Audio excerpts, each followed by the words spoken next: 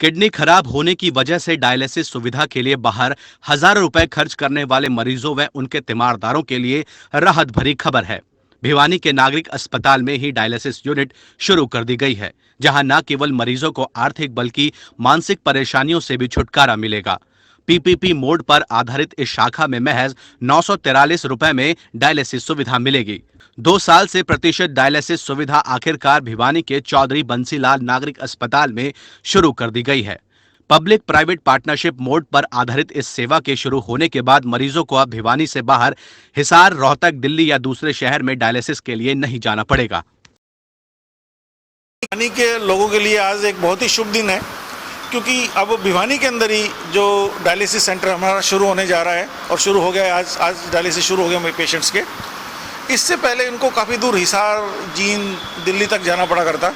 उस दूर जाने से इनको आज छुटकारा मिल गया। जैसा कि आपको विदित है कि पास में जाएंगे, हिसार के अंदर जाएंगे तो वहाँ पैसे लगेंगे, आने जाने का खर्चा भी लगेगा, काफ़ी नुकसान हुआ करता। यहाँ शुरू होने से उनको एट द डोर स्टेप, जैसा कि हमारी स्कीम है, हेल्थ सेवाएं उनको हर मरीज को उनके घर पे ही मुहैया कराई जाए। इसी के अंदर हमने आज dialysis public private partnership mode के थ्रू करा है। और आप लोगों को बता दूं कि दीपचंद डायलिसिस सेंटर है, इसको हमने कांटेक्ट करा था गवर्नमेंट ऑफ हरियाणा ने, और आज से विधिवत ये शुरू हो गया और मरीजों को डायलिसिस की सेवाएं भिवानी के अंदर ही मिलनी शुरू हो गई है। मैं एक मरीज़ है, ये बैठा है, इससे मैंने आज सुबह पूछा, करीब 4 से 5 हज़ार रुपये ये खर्चा बता रही है कि मैं हिसार में जाया करती पिछले 2 सालों से, और जाने आने का किराया अलग अलग करता। मेरे साथ में एक आदमी भी अलग जा रहा था।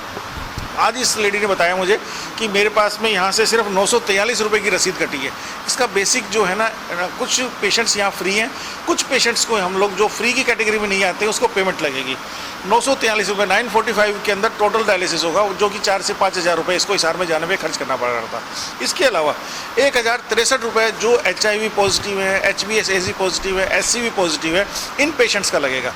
इसके अलावा जो फ्री की कैटेगरी है, मैंने अभी बात करी है, हम लोग जगह जगह इसकी पब्लिसिटी करेंगे और फ्री की कैटेगरी का नाम बताएंगे कि किस कैटेगरी को फ्री है, प्लस उसके लिए कौन कौन से डॉक्यूमेंट उनको लेके आने, प्रस्तुत करने हैं, ताकि उसको फ्री कैटेगरी का लाभ मिल सके। उसका डायलिसिस की सेवाएं सरकार की तरफ से फ्री प्रोवाइड की जा सके। नंबर 1 BPL कैटेगरी, जैसे BPL कार्ड होगा उसके ऊपर हरियाणा के जो BPL कार्ड की फोटोस्टेट कॉपी अटेस्टेड होनी चाहिए, मैंने इनको कहा है लगवाएंगे। SC कार्ड है, शेड्यूल कास्ट का जो भी है सर्टिफिकेट होना चाहिए, उसकी कॉपी हम दे देंगे, यहाँ इसको फ्री मिलेगा। लो इनकम ग्रुप का मुझे पता चला 1 लाख रुपए से जिसकी भी इनकम कम है उसको भी हम लोग फ्री सेवाएं प्रदान करेंगे। उसके अलावा road side accident by the way कोई हो गया तो उसको भी अब डायलिसिस की जरूरत है तो हम लोग फ्री देंगे। स्लम बस्ती के अंदर कुछ है लोग हैं जिनके पास की BPL का राशन कार्ड भी नहीं है, SC का सर्टिफिकेट भी नहीं है। स्लम बस्ती वाले यदि हमारे पास आएंगे तो हम लोग, PMO साहब है, सिविल सर्जन है, वो उसको फ्री लिख देगा, तो उसके पास फ्री डायलिसिस की सुविधा उसको भी प्रदान की जाएगी। गवर्नमेंट एम्प्लॉइज, हाँ, गवर्नमेंट एम्प्लॉइज तो कह रही, गवर्नमेंट एम्प्लॉइज तो है ही, सेंट्रल गवर्नमेंट। अच्छा, हैंडीकैप्ड गवर्नमेंट एम्प्लॉइज नहीं है। अच्छा, अभी मैं चेक करता हूँ, गवर्नमेंट एम्प्लॉइज तो होने चाहिए वैसे इसके अंदर, नहीं है तो मैं चेक कर लेता हूँ, नहीं है तो हम उस तरह से बताएंगे। लेकिन सरकार ने एक MOU साइन करा हुआ है, मेमोरेंडम ऑफ अंडरस्टैंडिंग, उसके अंदर क्या टर्म्स एंड कंडीशन है, उसी टर्म्स एंड कंडीशन की हम लोग पालना करेंगे।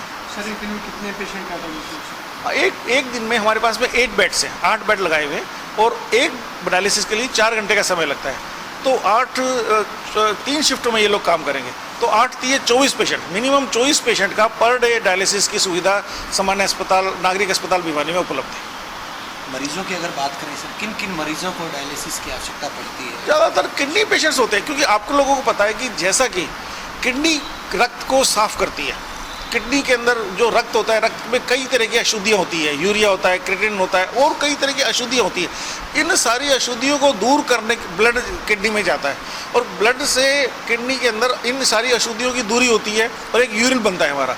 यूरिन के थ्रू वो जो अशुद्धियाँ होती है सारी पास आउट हो जाती है। लेकिन किडनी के अंदर हमारे पास में एक नेफ्रॉन्स होते हैं जो कि छानते हैं इसको, मतलब जो हमारे ब्लड को छानते हैं। ब्लड के छानने के बाद जो गंदगी होती है वो नेफ्रॉन्स में आ जाती है और किडनी के अंदर आके, और अल्टीमेटली यूरिन के थ्रू जितने भी शरीर की गंदगी है वो पास आउट हो जाती है। इन कंडीशंस में जहाँ की किडनी का नुकसान होता है, किडनी के अंदर एक्यूट रीनल फेलियर है, क्रोनिक रीनल फेलियर है, और भी कई किडनी की जो बीमारियाँ हैं, जिन बीमारियों के अंदर किडनी के ऊपर किडनी प्रॉपरली काम नहीं कर पाएगी, उन पेशेंट्स के अंदर ब्लड यूरिया बढ़ जाता है। यूरिया जो कि बहुत ही नुकसानदायक चीज़ है, उन ऐसे पेशेंट्स को हम लोग डायलिसिस के थ्रू उसकी ब्लड यूरिया को कंट्रोल करेंगे, क्रिएटिनिन को कम करेंगे हम लोग, और जो भी जो भी अवशिष्ट पदार्थ है वो लोग हम लोग इनमें ब्लड को साफ करेंगे, उसके लिए डायलिसिस काम आता है। थैलेसीमिक पेशेंट्स की बात करें थैलेसीमिया पेशेंट को मेरे हिसाब से कम ही जरूरत पड़ती है। थैलेसीमिया पेशेंट को डायलिसिस की कोई जरूरत नहीं पड़ती। थैलेसीमिया में तो ब्लड ट्रांसफ्यूजन हमें करना पड़ता है, रिपीटेड ब्लड ट्रांसफ्यूजन होता है और फेरस आयरन चिलेटिक एजेंट होता है, आयरन को निकालना पड़ता है क्योंकि हम ब्लड देंगे तो फिर उसमें आयरन एक्यूमुलेट हो जाता है और उसके लिए चिलेटिक एजेंट हम लोग वो देते हैं उसको। सर डायलिसिस के लिए जो यूनिट स्थापित की गई है उसके लिए किसी एक्सपर्ट की भी जरूरत होती है? हाँ, एक्सपर्ट की भी जरूरत होती है। डॉक्टर तो है, डॉक्टर तो इन्होंने रखा हुआ है। एक नेफ्रोलॉजिस्ट को भी ये कह रहे हैं कि जैसे आज मुझे इन्होंने बताया कि कॉल पे रहेगा तो कोई डॉक्टर जो एमबीबीएस डॉक्टर पोस्टेड है, कोई कॉम्प्लिकेशन होगा, कोई दिक्कत होगी तो उस डॉक्टर से संपर्क स्थापित करेगा।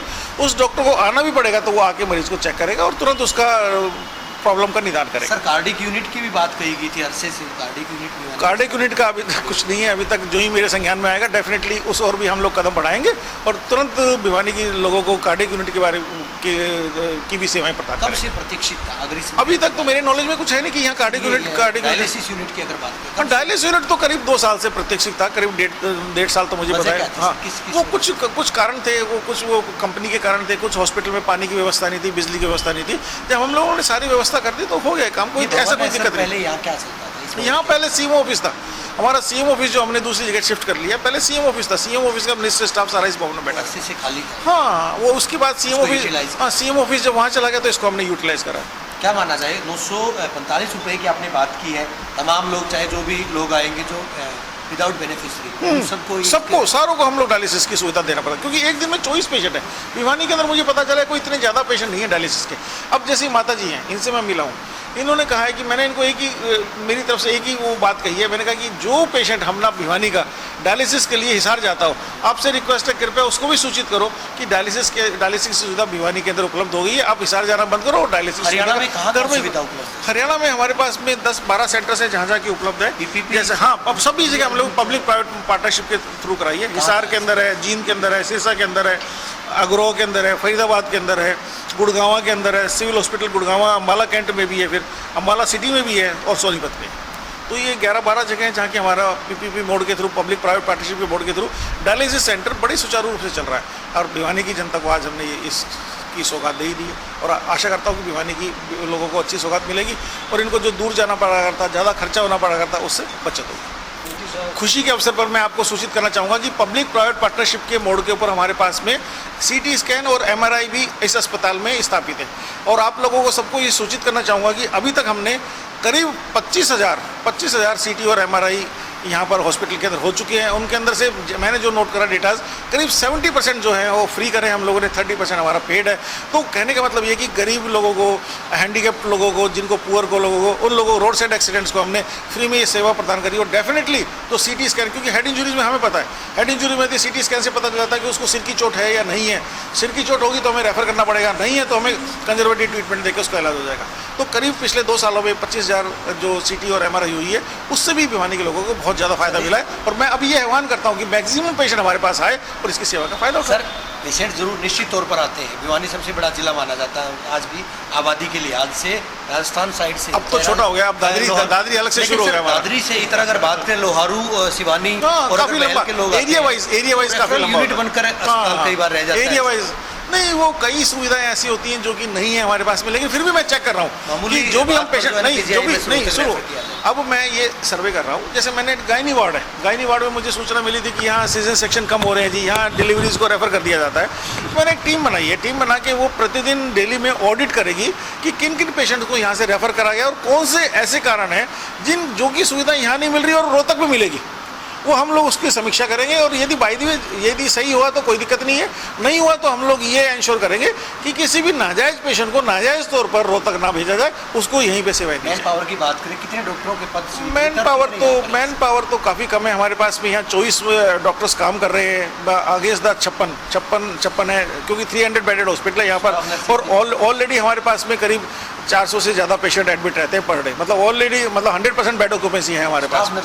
स्टाफ नर्सेज भी काफ़ी 122-25 के आसपास हमारी सेंक्शन, एग्जैक्टली तो मैं नहीं बता पाऊंगा, लेकिन उसके अगेंस्ट में 50% हमारे पास सेंक्शन है। लेकिन फिर भी हम लोग पूरी कोशिश कर रहे हैं, सामान्य अस्पताल का जो प्रशासन है, सामान्य अस्पताल के जो हमारे स्वास्थ्य के कर्मचारी हैं, कि लोगों की अपेक्षाओं पे हम लोग खरा उतर सके। लिमिटेड मैन पावर के बिना भी हम अच्छी सुविधा प्रदान करें। हम धारेडू गाँव से आए। क्या दिक्कत क्या? इनको जी किडनी खराब हो रही थी और इनको डायलिसिस करवानी पड़ती थी। इस हार में महीने में लगभग 9-10 बार जाना पड़ता। एक बार का खर्चा कितना है? एक बार लगभग 4,000 के आसपास खर्चा जाता है। तो अभी यहाँ शुरुआत की गई है, कितने पैसे वसूले गए? यहाँ 943 रुपये लिए गए हमारे से, जो कि बहुत अच्छे है जी। यहाँ गरीबों के लिए भी, और जो है आने जाने की भी दिक्कत होती थी मरीज़ को भी, और उनके साथ एक अटेंडेंट भी जाता था, और इसलिए ये जो है बहुत अच्छी सुविधा हुई है हमारे लिए। हम इसको जो प्रशासन की तरफ से अच्छा मानते सरकार ने हैं। जो कदम उठाया कितना सही मानते हैं हेल्थ सर्विसेज को लेकर? ये सरकार को जो है बहुत अच्छा मानते हैं। ये काम शुरू करने के लिए हमें बहुत दूर जाना पड़ता था, बहुत परेशानी होती थी। क्या नाम है आपकी किसी का? विमला देवी। उम्र कितनी है? उम्र लगभग 57 अब तक ईयर्स। कितना खर्चा आप कर चुके हैं? अगर खर्चे भी करें। लगभग 6 या 7 लाख के लगभग हो चुका है। कितने टाइम से है? ये लगभग 2 साल 2.5 साल से चल रहा है, 2-2.5 साल से। उम्र कितनी है? उम्र लगभग 57 अब तक ईयर्स। कितना खर्चा आप कर चुके हैं? अगर खर्चे भी करें। लगभग 6 या 7 लाख के लगभग हो चुका है। कितने टाइम से है? ये लगभग 2 साल 2.5 साल से चल रहा है, 2-2.5 साल से।